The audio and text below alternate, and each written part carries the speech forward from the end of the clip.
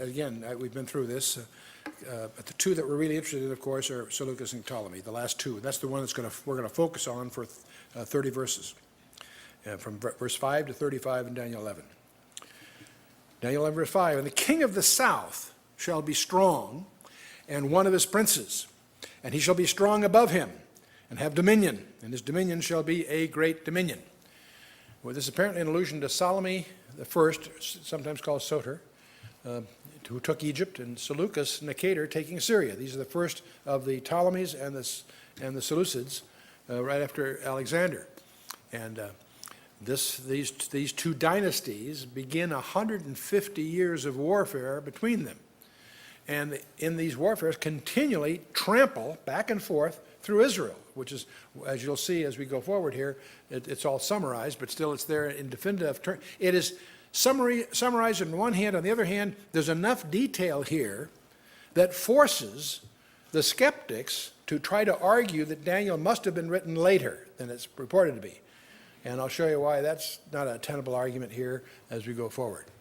And so this warfare between called the king of the south, which is the Ptolemies, or we would think of it, oversimplified a little bit, called Egypt, and the king of the north, which is here, is of course Syria, the Syrian part, the Seleucid Empire.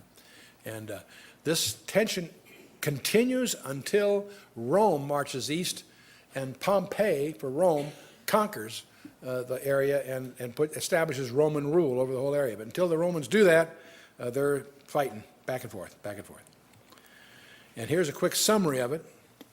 Daniel 11, kings of the south on the left and the kings of the north on the right.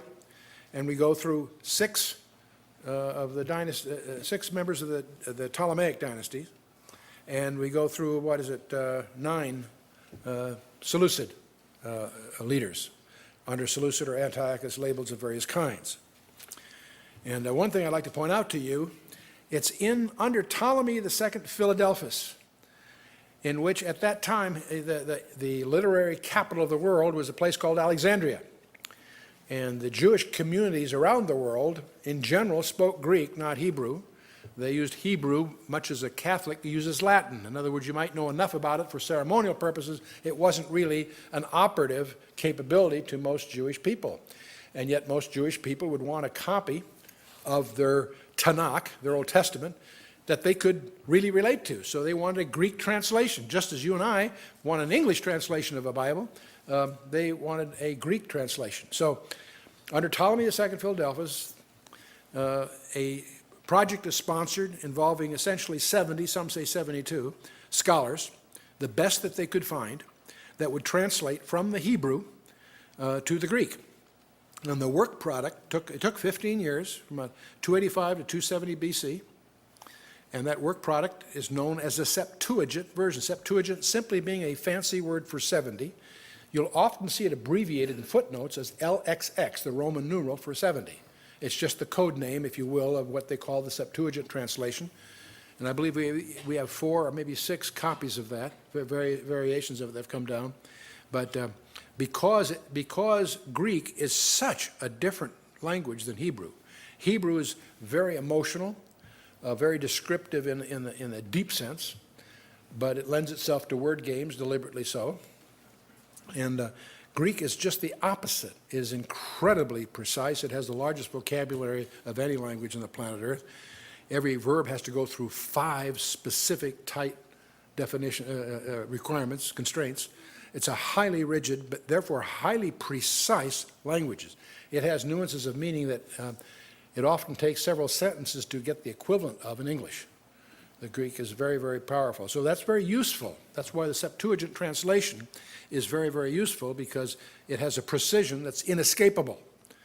In Isaiah 7:14, the word there for a virgin shall conceive is a word that can mean under certain conditions a young maiden. And the skeptics like to say, well, just a young maid. That's a sign that a young maid has a child? No. The word in the Greek, when translated, was clearly what we biologically a virgin. And so the precision of the Greek is useful in clearing up a lot of these ostensible ambiguities. But anyway, I want you to notice in this scenario where the Septuagint translation takes place. And that's essentially 3 centuries before the Christian era, 270 BC. So if you take the Christian year as 30 AD, you're talking 3 centuries before. And you can understand now why in the New Testament, when someone quotes from the Old Testament, he's quoting from the Greek translation of the Old Testament. What's interesting to discover is that most, not all, but most of the quotes in the New Testament that are from the Old Testament are taken from the Greek, not the Hebrew. The Septuagint became the Christian's Bible.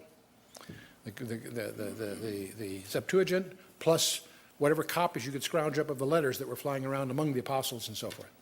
That, of course, become the New Testament. But, okay, verse 6. And in the end of years, they shall join themselves together, for the king's daughter of the south shall come to the king of the north to make an agreement. But she shall not retain the power of the arm, neither shall he stand nor his arm, but she shall be given up, and they that brought her, and he that begat her, and he that strengthened her in these times. Now, this is the end of years, and what it means after the lapse of several years. And you can find in your notes, there'll be verses to give you examples of these. But anyway, a political marriage was arranged between Antiochus II, called Theos, who was 262 to 246 BC, and Ptolemy II, Philadelphia's daughter, Bernice. And Antiochus was required to divorce his own wife, Laodicea, to facilitate this arrangement. Bernice was unable to prevail against her rival, who poisoned Antiochus, murdered Bernice, and set her elder son, Seleucus II, on the throne. So those are tough times. Almost as tough times as we have in our politics here, aren't they? Anyway, and all this occurs, by the way, all this occurs, these events occur after the Septuagint translation. So just, which of course includes the book of Daniel. So we'll move on. But verse 7, but out of a branch of her roots shall one stand up in his estate, which shall come with an army, and shall enter into the fortress of the king of the north, and shall deal against them, and shall prevail.